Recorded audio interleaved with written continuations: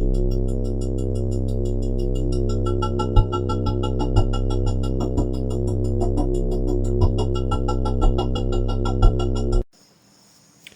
legacy to our children. A big welcome to you. In this vlog, I wanted to share with you some thoughts that I heard recently, which had a degree of resonance with me. And now I didn't record them as soon as I heard them. And the reason being was I wanted just to think about them a little, to ruminate and to put them into context. But I now feel able to speak about them to you. I'm not sure, I suppose part of it was I wasn't sure if I agreed with the idea. But it certainly fits in and possibly explains observations that I've already made and thinking that I've already had. And it concerns the legacy that we pass on to our children and subsequent generations, and how karma maybe is passed on for 7 generations. So a very important topic, I'm sure you'll agree. Now this is part of a new section to the magic of Java called The Real Magic of Java. In this new section, I'm going to focus on real people performing what they believe to be real magic in Java. I'll attempt to explain some of the elements of this Javanese magic, particularly what I describe as the Kejawen elements. However, I need to warn you that inevitably my explanations will be partial. Maybe sometimes some elements of what I say will be incorrect, for which I profusely apologise. But this reflects the oral tradition of magic in Java, the mystery, and at times, I have to admit, subterfuge surrounding the practice of magic in Java. Please accept my apologies, but I do hope you... Karma. Now, it's really hard to know where I should start with these thoughts, and in fact I'm not going to tell you what the thought is until near the end, but I'm sort of going to skirt around it first of all, and I guess karma's as good a place as any and where I should start. And I've spoken to you before about karma, and I've also spoken to you how my view is somewhat more complicated than you get back to what you send, a bit more complicated than the sort of New Age's view of karma. More complex even that black magic is returned to the sender. At the heart of my view, I suppose, is that the universe needs to balance itself, and that every action, and I mean every action, has an equal and opposite reaction. As I see time as a constraint on the human imagination, there's no real reason why this karmic balance will return to its original sender. Indeed, in Kejawen, we believe that the debt of black magic continues for 7 generations. Now, having said that, I need to explain to you that I have direct experience of karma and black magic returning to its sender. Some 4 years ago, my wife Maddie lost her mind. She's fine now, but it did take a while to come back. Now, some 4 years later, her nephew, which is the son of the Dukan brother, is beginning to lose his. And not only is he losing his, it's following a remarkably similar trajectory to what happened to her. But I also believe I've experience of removing ancestral karma. And I've spoken this before, but in case you've not heard it, I've long suspected that my family from Liverpool were in some shape or form involved in the slave trade. Now, the only evidence I have of this is a book on double entry bookkeeping written by an ancestor of mine who was a merchant in both Liverpool and Barbados, but after slavery had been abolished. However, when I meditated on this facet, it did seem to be confirmed by this. And I asked for forgiveness for what my ancestors had caused. And it seemed to confirm it. I experienced a Kundalini type experience when I asked for this forgiveness. So it does seem to me that karma is real, that ancestral karma is real, and to a certain degree, even though I'm saying that it's more complex than you think, than we're led to believe, but magic is returned to the sender. But I do see it all about the universe getting back into balance, the wheel of fortune, if you like, more than sort of cast iron laws about how these things work. Our ancestors. Now, until I moved to Indonesia, I'd not given my own ancestors much thought since becoming an adult. True, the passing on of my Uncle Norman, the Grand Wizard of Liverpool, had a profound effect on me. But I was still young. I think I was about 10 at the time. My son Branwell was born after I prayed at Milagrosa's grave in Havana's Colon Cemetery, which is exactly what the legend or myth of Milagrosa is meant to happen. And I've got to say, when I did it, despite not being really religious at all at the time, it did have a profound spiritual effect on me. I could feel something happening. But you're meant, if you are blessed with a child, you're meant to take that child back to Milagrosa, which we did, and we felt the effect, but not as strong. And we visited it a number of other times, and by the end, we felt nothing. And that feeling I felt at Milagrosa's grave, I felt the same time that I visited my wife Made's mother's grave in our village in Gunung Kidul. But unlike Milagrosa, I continue to find her presence there on subsequent visits. Not always. There's a couple of times I haven't felt her, but normally I can feel her there. There are many practices for dead ancestors in Kejawen that I've touched on in my vlogs on death and necromancy. But these events that I've talked about opened up an understanding of my ancestors in the UK and got me thinking about it. I wondered if Uncle Norman had been there all along, and I'm sure he had.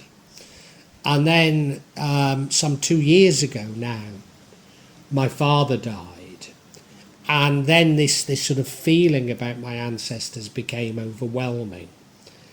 And I'm absolutely convinced, particularly at this moment in time, that my ancestors are looking after me.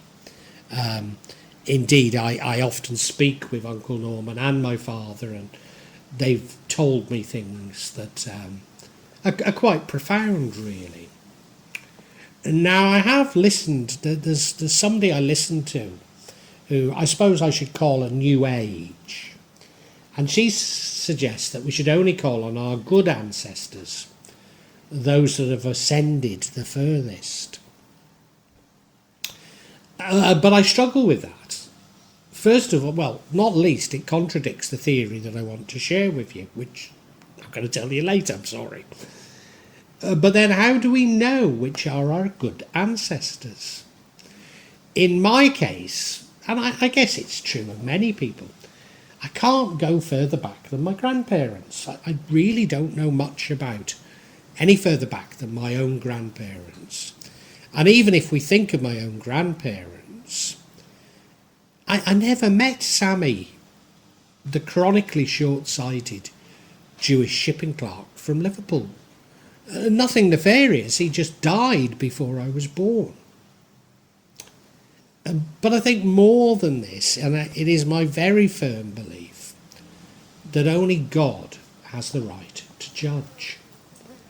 And I've just bought, and I actually got it on a Kindle because, well, Amazon don't send to Indonesia, and to be honest, post in and out of Indonesia has now become so impossible. It's simply not worth doing. And I didn't know if this Kindle would work, but it has. And I've just bought something called the Magical Knowledge Trilogy. And it's by my favourite magician, Josephine McCarthy. A woman, she's a couple of years younger than me, not many though. Originally from Bradford. Now I say Bradford. Those of you who know Bradford, I think she's from that part of Bradford, somewhere between, I don't know if it's Queensbury, Thornton, or maybe Cullingworth.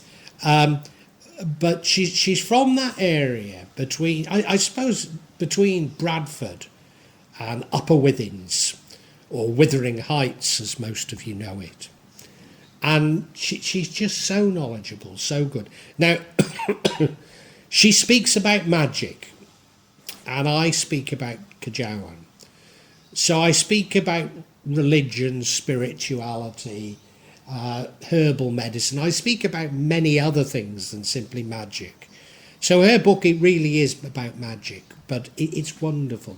It's wonderful. So, sorry, what I want to do is quote from her. And the first quote I have from her is, when you do ancestral work, you're not truly working with an individual, but a whole genetic line that flows through the past and the future. Now that really struck a chord with me, because although I speak to Uncle Norman and my dad, they're always very keen to talk to me about my ancestors.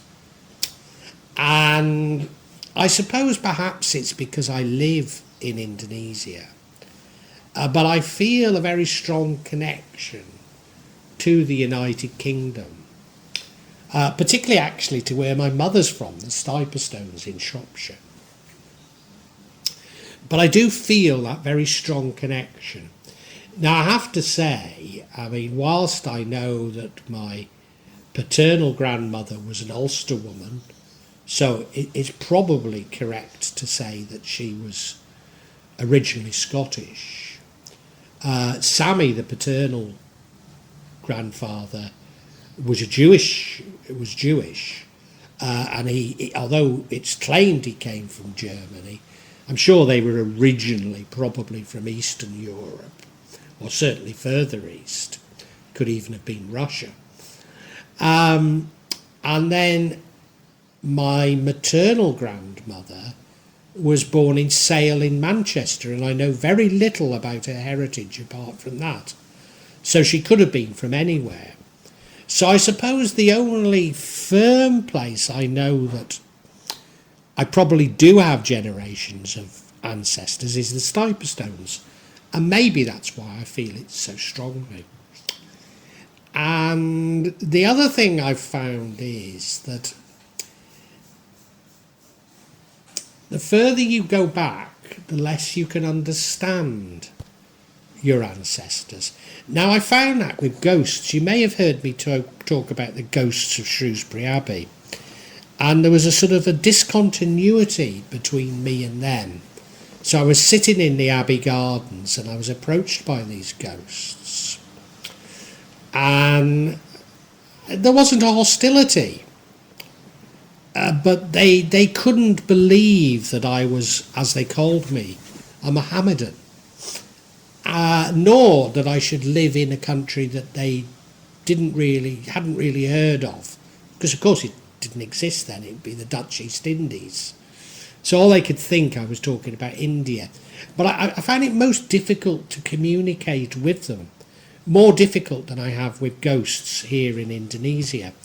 And I think that's the reason why. And what Josephine says is, the further back you go in time, the harder it can be to understand what the contact is trying to communicate. This is mostly because our consciousness is so different from the consciousness of the ancients. Reincarnation. Now, a bit like karma, as I've indicated previously, my concept of reincarnation is somewhat complex, quite possibly contradictory. And indeed, you'll hear me publicly say at times I don't believe in reincarnation, and yet talk as though, it's a matter-of-fact thing that I absolutely do believe in. And one of the reasons that why I like this theory, that I will share with you ultimately, is that it seems to explain some of my contradictory thoughts.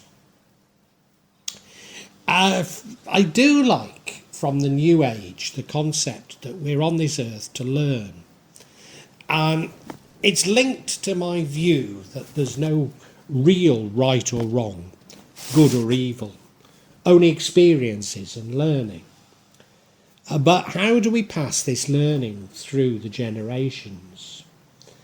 And I'm quite certain that that does happen. So there's like a communal learning. It's the sort of thing that Carl Jung sort of touches on. But there's a sort of a communal learning from the past that we tap into. And I believe it comes from our ancestors. Josephine McCarthy says of it, the rules of attachment are that one must not be attached to anything anymore. She's talking about when we die. So you must release your attachments when you die. Once you die, all the people you loved no longer exists for you. For your sake and theirs, you must let go and move on. And by letting go, you'll eventually be able to reconnect with these people under different circumstances and different forms of relationships, if that's appropriate. So very strongly here saying that reincarnation does exist. Now, I've hedged around the theory, but I better tell you what it is now. And the theory is that this communal learning from our ancestors comes through our DNA and genetics.